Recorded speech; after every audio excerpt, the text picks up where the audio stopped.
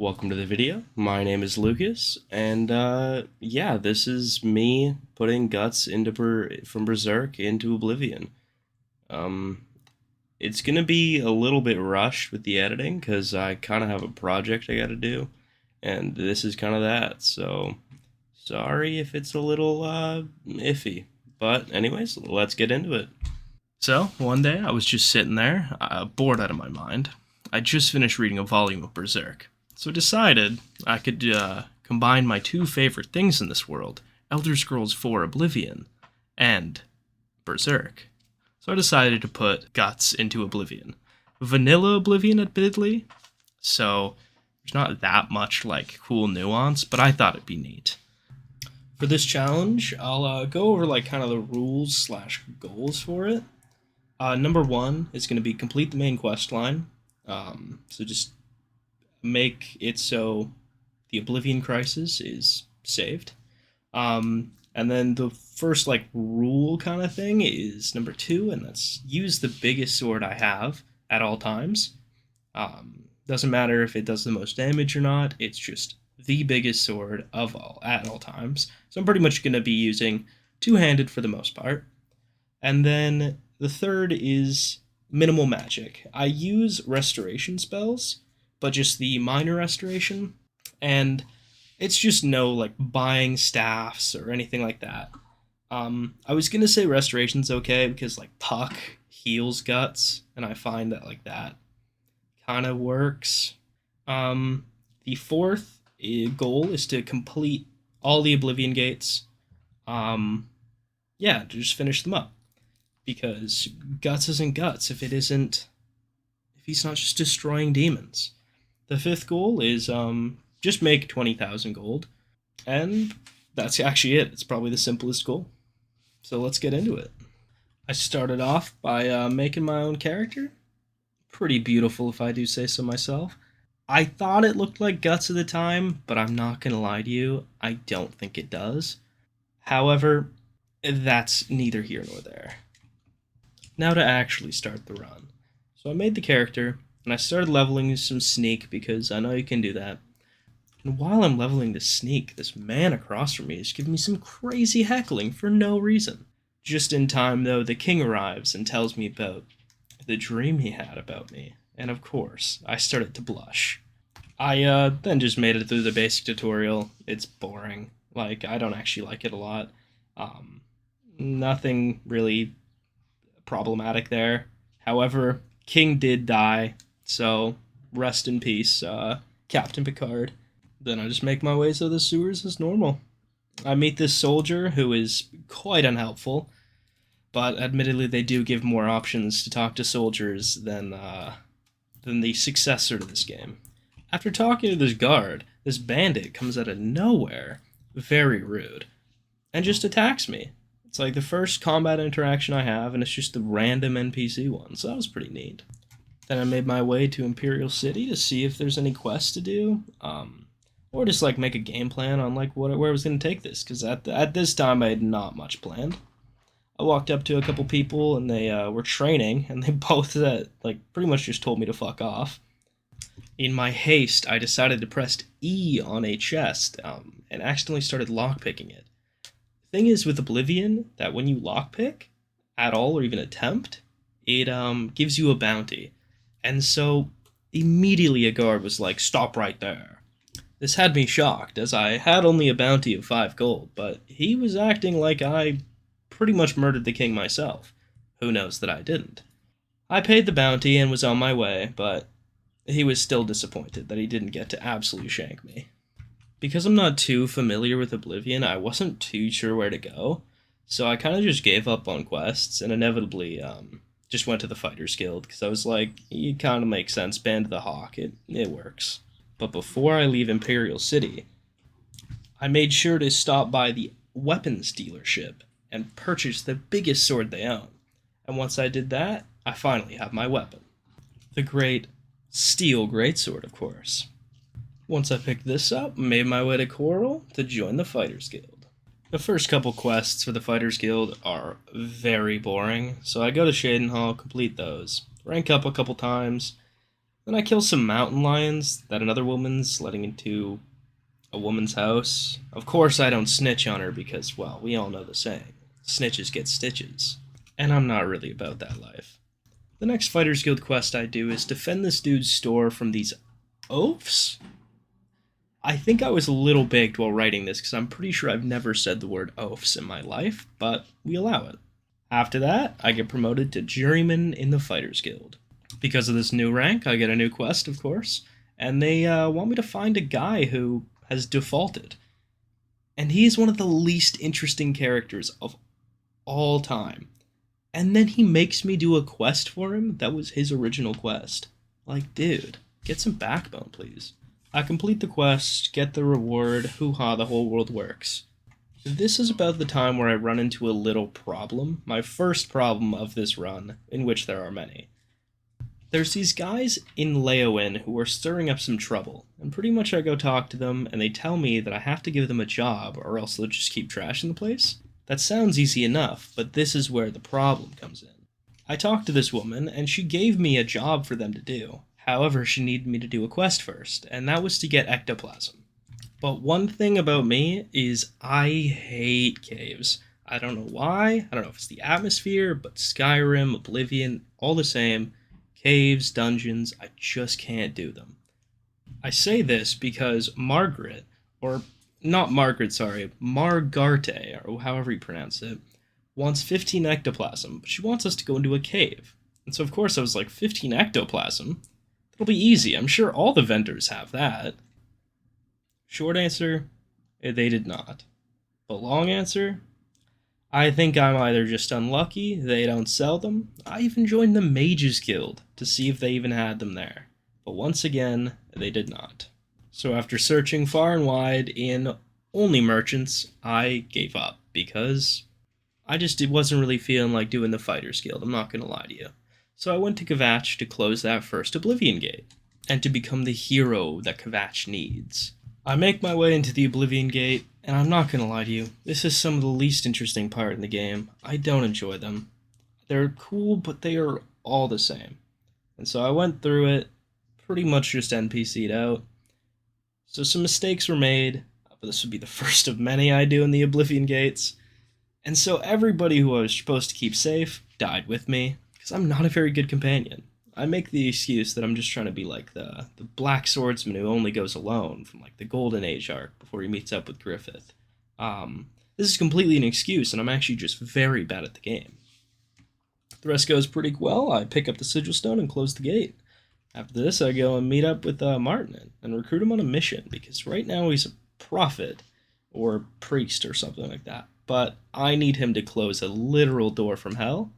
And that's more important than religion, I guess. He, of course, followed my orders, as I did just close one of those doors from hell, all on my own, so I could see why. Then I meet up with Joffrey, and we get indoctrinated into the Blades, where in this game, they don't have a completely radical idea to just kill God King Paarthurnax, King Mario himself, which is a refreshing change of pace. I got my next quest from him, Joffrey that is, and I'm off to Imperial City to go sell some stuff. Another side note that I forgot to mention was during this game, for some reason, all the shopkeepers' gold just stayed at full the entire time and never diminished. So in the end, you'll see I just had all the shopkeepers' disposition maxed and made it so I had the best prices. Definitely saved some time on my end, not having to worry about like just going to all the different shops. So I sold as much as I could. Money count is now at 874. And then I took a little snooze to level up to level 2. Of course, I leveled strength, speed, and agility, as those had plus modifiers on it, and more numbers mean I want them, because small monkey brain. The new quest I got from Joffrey wants me to meet up with somebody to know if they know where the Mythic Dawn book or item went. So I met this guy at the bar, and then we followed someone downstairs just to murder him. And then some exposition later, we're given a book to deliver to somebody else. At this point, I'll mention it, the video has probably changed because I'm now using footage from my stream because my computer is not well enough to run OBS and the streaming software I use. I had to just download the VOD, and that's okay. Because I was streaming, I also made a couple more goals. I think I said Dark Brotherhood and Arena. However, I didn't finish the Dark Brotherhood because I just didn't really feel like it. However, I did do the Arena quest, and that'll come up shortly. Once I meet up with the person I used to deliver the book to, I learn that the Daedra aren't actually that bad, but the people who worship them are actually the weird ones. Admittedly, a couple of Daedric princes are a little too foul for existence, but yes, some of them are okay. On my way there, I saw Sanguine's Shrine, tried to do it, but I was too low a level, so I gave up on it. I met up with an old friend, then I followed him into the sewer to stage a meeting with somebody part of this Daedric cult. Then my friend gets caught, and the meeting is blown off. And so they try to attack my guy. And so after counter-murdering the guys who were trying to murder my friend, I take the Mythic Dawn's clothes and my will to keep fighting and get out of there in a fashionably slow amount of time, because I'm slow. At this point I realized when I was fighting those guys that I was kind of sick of the lack of combat experience I was getting, so I decided to go to the arena because in my Twitch stream, that's one of the quests I had to do, and so I just decided it would be cool. Made my way to Imperial City and decided to do the first couple of arena battles. It was pretty easy, obviously, like the arena's not hard. So eventually I got tired of winning so much, and I went to sleep to level up. But that's when a sneaky little bugger named Lucian Lachance came and visited me at night and popped in for a little hello and a quest to join the Dark Brotherhood. This is when the monotony of doing that kind of got the better of me, and I actually just finished the arena. So I swung the final swing of my sword and ended the Grey Prince's life so I could be crowned the Grand Champion of the arena. It also had a little side benefit of giving me gold whenever I wanted to once a week. I only used it once, but it was still an extra 1,000 gold, which was nice. With the new Grand Champion title under my belt, I thought it would be smart to go back and see if I could decipher the commentaries of the Mythic Dawn. The problem with this was that I completely forgot about this part of the main quest, so I kind of just gave up and went forth with my Dark Brotherhood career. Once I killed the guy that the luxurious Lucian Lachance wanted me to, I actually remembered where to go on the main quest. So I met the whole squad at a lake and followed them in for the speech of the ages. That I didn't listen to because I got bored and ended up stealing an important book, I guess, which made the people not like me very much. So I killed everybody in there, obviously, except this one dude because he got away, even though he's the kind of only one I needed. After I make it out of the cave, after killing everybody, I go talk to Joffrey, and he thinks there's a spy in our midst. A Mythic Dawn spy. So I go and I interrogate people, I question people, but inevitably I just break into this woman's home and take a letter from her house that tells you of plans to attack somewhere. I'm not gonna lie to you, the details can get a bit foggy when you play how I do.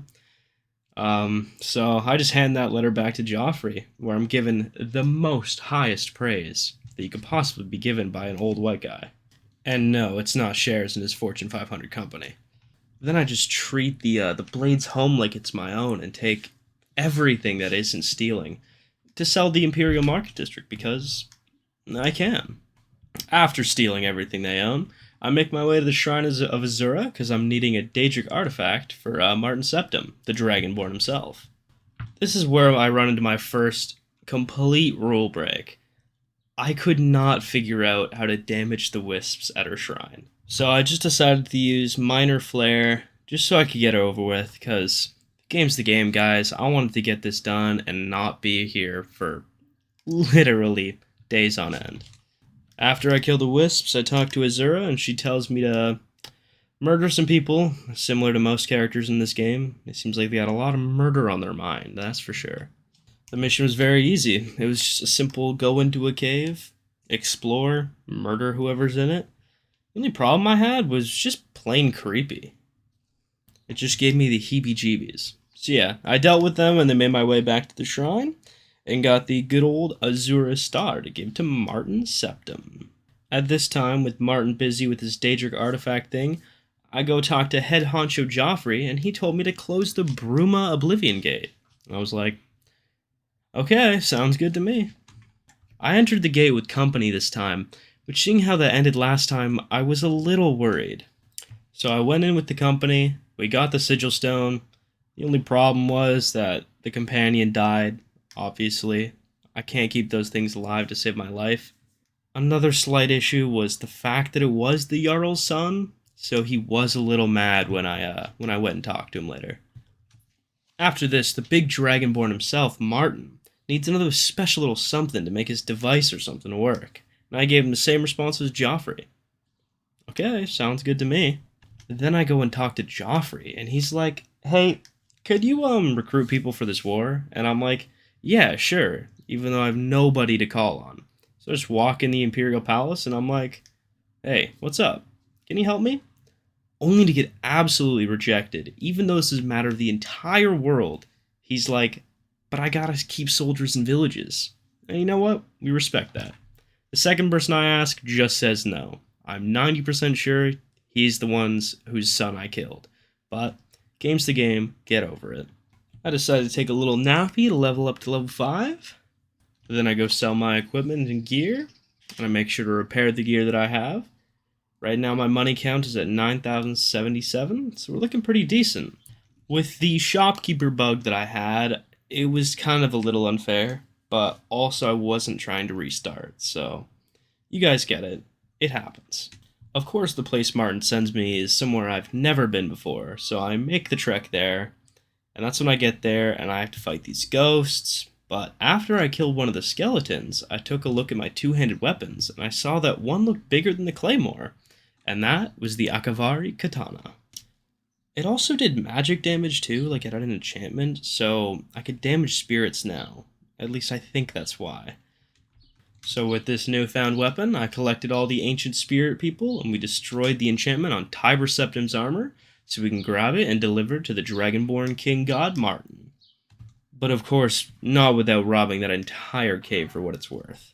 I gave Joffrey the armor, and then he sent me on a fetch quest that I really was not feeling. So I remembered I still had the Fighters Guild to do, and I saw that I had the ectoplasm I needed. So I went back to the woman and gave her the plasm, and got those guys a job. Then I took a little nappy and got myself to level 6. First quest I get back is somebody wants a camp of thieves to be cleared out. So of course I do so with glee. The next quest is somebody who wants their heirloom back. And of course we deliver. After going through a cave, which I didn't really like. However, he did give us a couple bottles of booze, so that's how you know he's a good customer. Then there's another quest with the girl who wants her sword and armor, I guess. But before that, I do an Oblivion gate, hoo-ha, they're the same things. I clear out the cave, and I get the sword and armor that she wanted. And then I return to the Fighters Guild home base to get my advancement. And this is when we get our first secret mission. I have to do all the work, and then give the credit away, because this one dude's son is rich. And that's just how the world works. So I finish the quest and level up, and then I'm directed to another quest, and to figure out why the guy Maglier has defaulted again. I fucking hate this dude. Maglier sucks. This isn't even on the script. Maglier is one of the worst people of all time. Fuck Maglier. Annoying character. Annoying quests. Annoying everything. He just doesn't matter.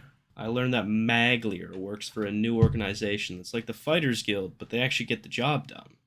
And I can't help but see a little concept stealing from a little-known film called Good Burger, but more on that later.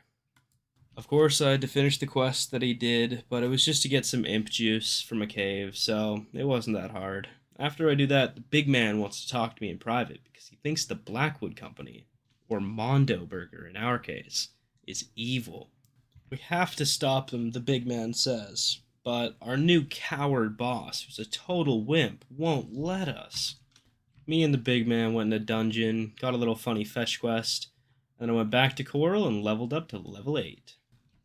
After this, I decided to go back to the main quest, where I spent literally 40 minutes in a dungeon because I was so off the walk, I just could not understand that it was just a button on the wall that I needed to press.